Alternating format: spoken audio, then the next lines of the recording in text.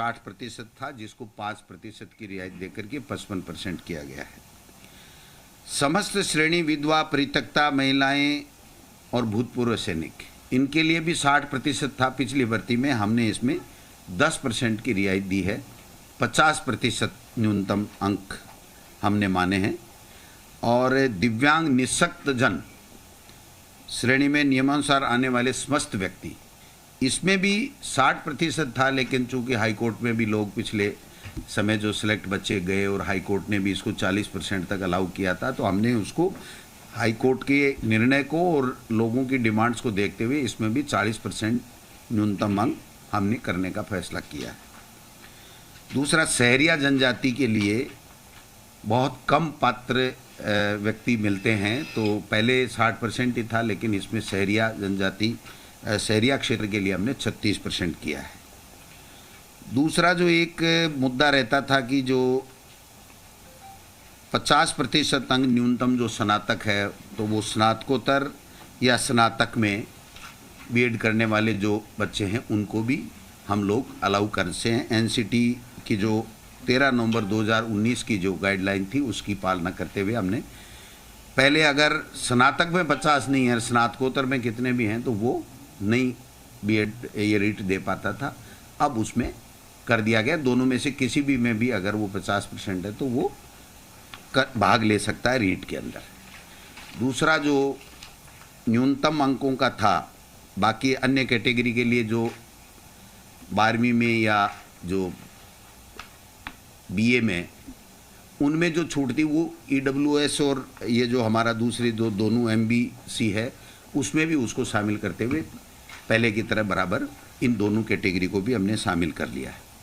वाणिज्य जो विषय था उसकी काफ़ी समय से मांग उठ रही थी और उसको शामिल पहले नहीं किया जा रहा था। अब हमने इसको सोशल स्टडी L2, जो L2 का होगा हमारा बीएड किया हुआ व्यक्ति, तो वो उसमें सोशल स्टडी के अंदर हम उसको बीएड वाले को भी पात्र मान रहे हैं।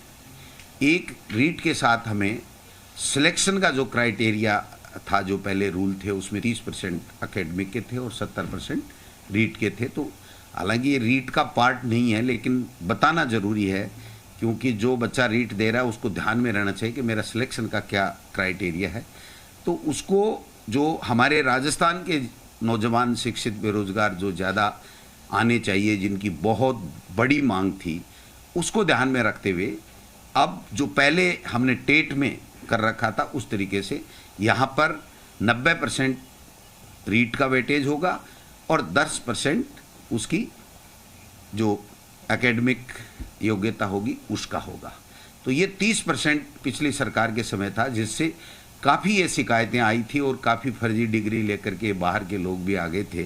तो मैं समझता हूँ राजस्थान के लोगों को ज़्यादा से ज़्यादा वेटेज मिले, इसके लिए भी हमने किया है। एक जो राजस्थान के बेरोजगार बच्चों को ज़्यादा से ज़्यादा मौका मिले, इसलिए 2011 में पहले जो सिलेबस बना था, तो इसमें जो एनसीटी की गाइडलाइन है उसमें है कि प्रचलित पाठ्यक्रम के हिसाब से आपको सिलेबस देना है।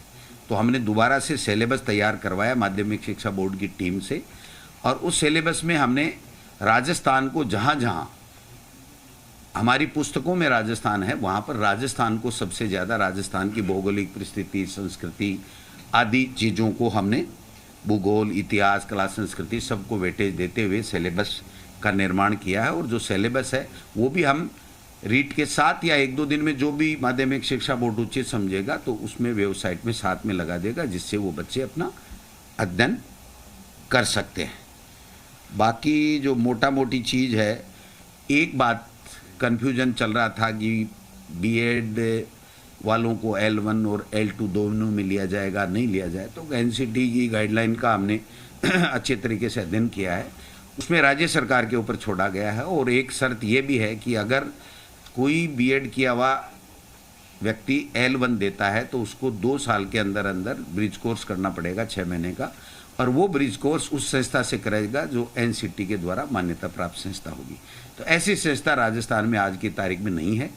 और बीएड के बच्चों को चूँकि फर्स्ट ग्रेड में, व्याख्याता में, सब में मौका मिलता है, तो बीएसटीसी के बच्चों को केवल L1 में मौका मिलता है। तो जब राज्य सरकार का क्षेत्राधिकार पे उनके विवेक के ऊपर छोड़ा गया, तो इसलिए राज्य सरकार ने दोनों वर्गों का ध्यान रखते हुए बीएसटीसी के बच्चों का वो जो डीएलईडी जिसको बोलते हैं उसका भी ध्यान रखा है और बीएड वालों का भी ध्यान रखा है। तो L1 है उसमें केवल डीएलईडी यानी बीएसटीसी के बच्चे आएंगे और L2 में बीएड वाले बच्चे आएंगे। एक और महत्वपूर्ण निर्णय, मैं इस मौके पर मैम को भी धन्यवाद देना चाहूँगा कि जब